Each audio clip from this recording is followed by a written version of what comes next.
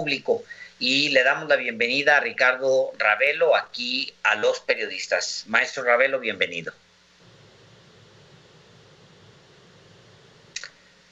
¿Lo escuchamos, maestro Ravelo? ¿Lo tenemos? Sí. Ricardo, ¿cómo estás? Bienvenido. ¿Qué tal, Álvaro? Buenas tardes. Gusto saludar también al auditorio. Qué oportuno tenerte el día de hoy porque esa región de Tamaulipas la conoces tú muy bien y la has cubierto como periodista por muchos años. ¿Qué es esta tropa del infierno, maestro Ravelo? Sí, mira, bueno, estuve escuchando bien toda esta narrativa muy puntual que hizo Álvaro, que tú también secundaste allí. Me parece que todo este escenario infernal pues es la expresión más elocuente de lo que las autoridades han negado, el llamado Estado fallido, donde no hay capacidad de reacción de ninguna autoridad por incapacidad o por corrupción. El caso Tamaulipas, en efecto, pues lo he cubierto desde hace algunos años. Me tocó, por ejemplo, toda la etapa de Yarrington, por ejemplo, desde entonces esta entidad, incluso desde Cavazos Lerma, viene arrastrando una crisis que no ha podido ser superada. Mira, este grupo de la tropa del infierno es una escisión que surgió de lo que antes era el cártel de los Zetas. Hay que, digamos, para entender un poco cómo evolucionó este grupo, hay que decir que bueno, los Zetas desaparecieron como tal, aunque bueno, estos elementos que quedan por allí formaron parte de aquel grupo, no propiamente del que operaba como brazo armado del cártel del Golfo, sino ya en la siguiente etapa, cuando se dividió en dos bloques, uno que encabezaba Treviño Morales, Miguel Ángel, y el otro que estaba representado por Lascano, Heriberto Lascano. De allí, bueno, pues estos dos personajes, uno preso y el otro presuntamente muerto, pues dieron origen a un cártel distinto, ya no de militares, sino de policías, de sicarios, que se dedicó al tráfico de drogas y puso en práctica una amplia gama de modalidades criminales que conocemos hoy en día y que han sido muy perniciosas para la sociedad en general, como la extorsión, la venta de protección, el despojo de propiedades, el cobro de piso, el regenteo de giros negros, etcétera, etcétera. Entonces este grupo, ahora conocido como Cártel del Noreste, que es el nuevo nombre que acogieron los Zetas, pues creó su propio grupo armado. Entonces de ahí surge digamos, pequeño ejército de sicarios, conocido como la tropa, que opera en Tamaulipas y toda la zona del corredor Nuevo León, Coahuila, ¿no? Incluso en Veracruz también, que es un territorio que ellos tienen tomado. Me llama mucho la atención ahora, me parece que ya es el segundo enfrentamiento que ocurre donde las fuerzas federales tienen que abatir a criminales, como pasó en este caso, y que, bueno, algo que no habíamos visto, justamente porque la política gubernamental pues va enfocada en no usar la violencia ni la fuerza, no obstante que, bueno, es una herramienta que dispone el Estado mismo para enfrentar a la criminalidad tan necesaria en este momento de crisis territorial, donde me parece que la misma realidad desmiente al presidente de la República, quien el día 1 de julio dijo a boca llena que él garantizaba la gobernabilidad y la paz social en este país.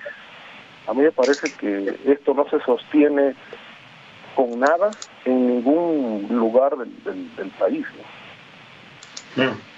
Yo leía hoy, te leía justamente hoy tu texto, pues crítico, duro con el presidente justamente en esos dos aspectos.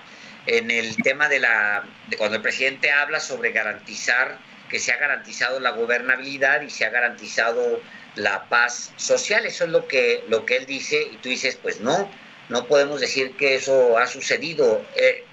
Así lo planteas el día de hoy, Ricardo Ravelo.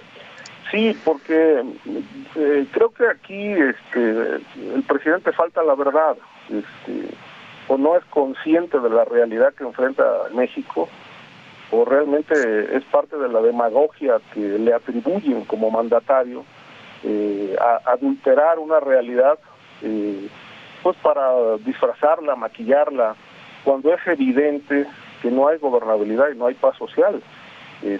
Ahí está, por ejemplo, el caso Guanajuato, que es un infierno, como bien lo calificaba Álvaro Delgado. Ahora Tamaulipas, pues ya entró en llamas. La Ciudad de México, bueno, acabamos de ver un episodio inédito en la historia del crimen organizado, que finalmente termina confirmando que lo que las autoridades han negado, que aquí no hay cárteles, pero que en efecto hay organizaciones activas y bastante activas, con fuerte presencia, que tienen capturado el Estado de México y el Valle de México, la Ciudad de México, con esta capacidad de fuego, pues que se puso en evidencia la semana pasada, con el ataque a Javier García Harfuch, un tema que yo creo que se tiene que investigar, lo tiene que atraer la PCR, porque yo creo que con independencia de algunos golpes que le han asestado al Cártel Unión Tepito, que tiene una sociedad con Cártel de Jalisco, hay voces por allí que pues no se van con la versión, no toman muy en serio la versión de García Harfuch, de que haya sido propiamente Jalisco quien lo atacó, y la razón de fondo, ¿no? Priva por ahí la duda de si realmente esto es consecuencia de un trabajo de combate hacia el grupo criminal que opera en la Ciudad de México, o bien el funcionario cuya historia está plagada de claroscuros, pues realmente puede estar arreglado con algún cártel rival del Cártel de Jalisco, y eso también es puede ser una causa de este ataque que sufrió la semana pasada.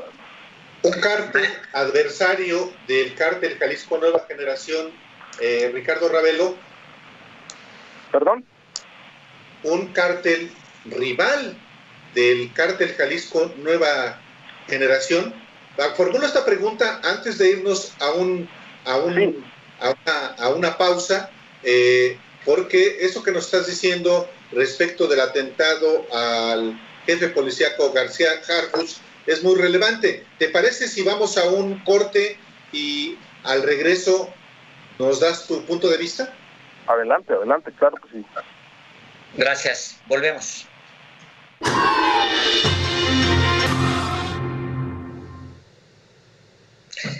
Estamos de regreso aquí en Los Periodistas. Le agradecemos que nos haya acompañado. Si usted está escuchándonos en el 88.1 de su radio, le agradecemos, le deseamos muy buen fin de semana. Vamos a continuar con esta entrevista con Ricardo Ravelo, con el periodista Ricardo Ravelo, para hablar de este y otros, de varios temas relativos con seguridad. A usted que va en su auto, que nos acompaña en radio, muchísimas gracias. Nos vamos a seguir en vivo con televisión y también en YouTube por si nos quiere acompañar. Muchas gracias y buen fin de semana. Y ahora volvemos, Álvaro. Sí. Volvemos. Yo le pregunté antes de irnos al corte, le pregunté a mi colega Ricardo Ravelo, fuimos compañeros muchos años en la revista Proceso. Él es autor de varios libros sobre crimen organizado en México, sobre grupos criminales, y le preguntaba yo, porque él estaba hablando sobre el atentado a Omar García Harfuch, y él mostraba cierta ciertas dudas sobre pues la autoría del atentado, o un cierto escepticismo que comparten otros. ¿Quién podría haber sido, de no ser el cártel Jalisco Nueva Generación, el autor de este atentado que tiene que ver pues con la violencia que existe en todo el país, Ricardo? Mucho la atención, digamos, la forma en que se adelanta García Harfuch, estando en el hospital, herido, y se adelanta a dar como un hecho que el ataque que sufrió lo organizó el cártel de Jalisco Nueva Generación, sin que haya una investigación de por medio, sin que se confirme, etcétera, como atajando cualquier otra versión que pudiera meter ruido en todo esto. Ahora, yo decía, existen dos posibles causas de este atentado. O tiene que ver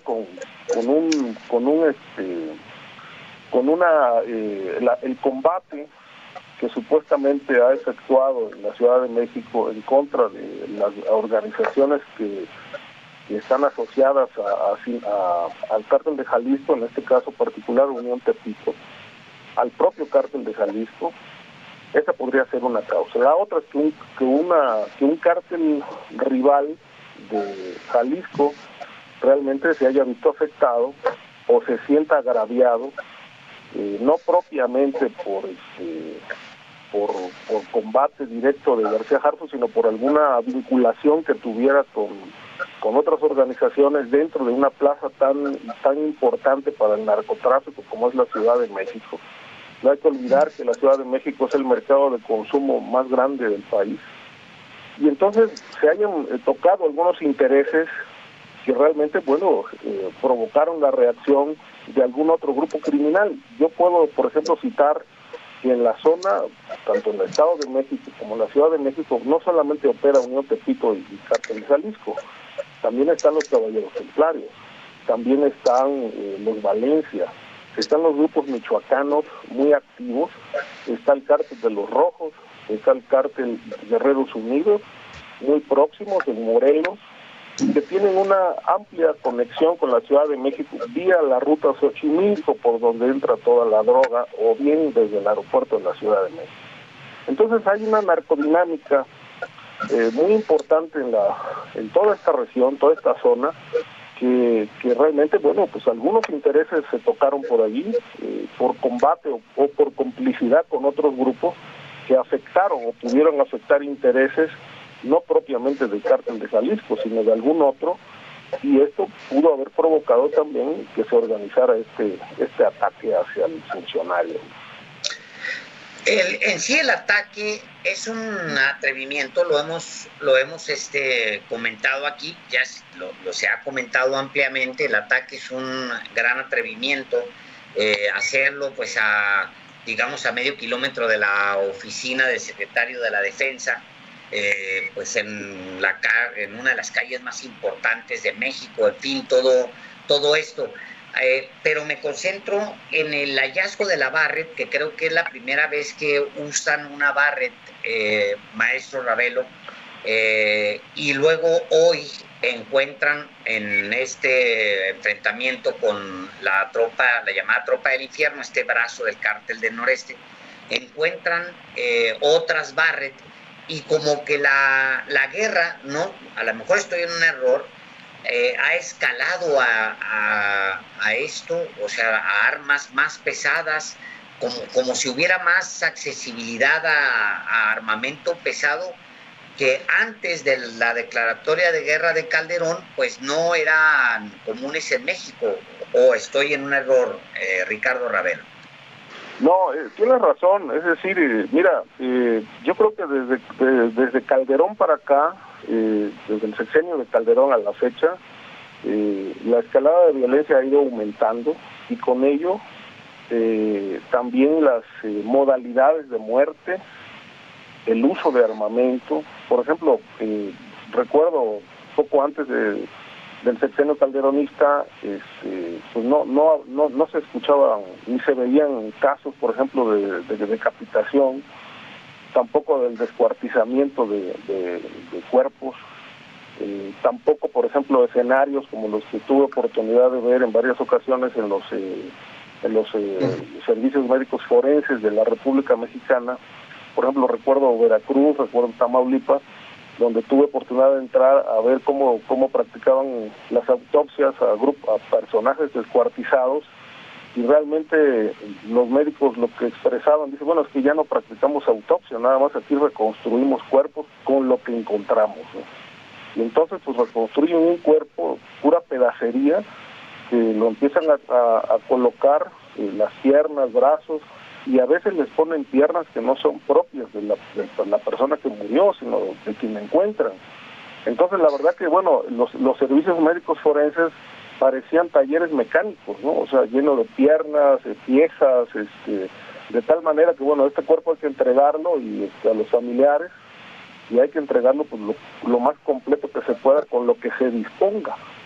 Entonces, claro, Ricardo, hay un escenario muy hostil, muy cruento, muy ominoso, de violencia y de inseguridad en el país. Una de las asignaturas que el presidente López Obrador reconoce como pues que no ha habido éxito, si bien una contención, que es lo que admite. ¿Prevés que escale más la violencia y hacia el futuro? Para inferir que la violencia puede escalar todavía más, porque por una razón fundamental, porque no estamos viendo la tarea del Estado, la tarea gubernamental con una política integral. Aquí ya lo hemos tocado en varios momentos. No conocemos ni hemos visto todavía una política integral frente al crimen organizado de parte del gobierno que representa López Obrador. Vemos presencia militar, presencia de la Guardia Nacional, y es todo, pero no vemos una estrategia, integral.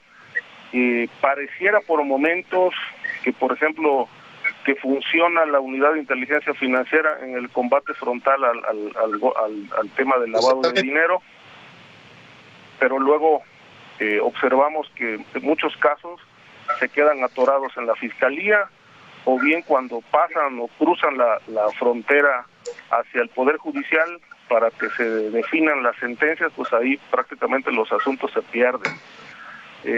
Y por otro lado, creo que la única parte que está funcionando pues es la unidad de inteligencia, los programas sociales, que me parece que es un error que el presidente considere que repartir dinero en zonas pobres va a detener la violencia y el crimen, porque hemos dicho aquí varias veces, lo reitero ahora, que la pobreza no es causal de crimen organizado en ningún lugar del mundo. Las causas que generan crimen organizado se llama el vacío de Estado, el vacío de poder. Y ahí donde no hay presencia del Estado ni presencia de la legalidad, es el mejor asidero para que se robustezca la criminalidad. De tal suerte que si no hay una política bien definida de combate a este flagelo, pues evidentemente que los cárteles van a seguir disputándose territorios abiertamente, porque frente a ellos no existe la presencia del Estado. Maestro Ravelo, como siempre, un enorme gusto invitarlo aquí a esta su casa, a los periodistas. Gracias por estar el día de hoy aquí. Yo les agradezco mucho la oportunidad, un saludo afectuoso a ti, Alejandro, Álvaro, y pues buenas tardes. Un abrazo, Ricardo. Gracias.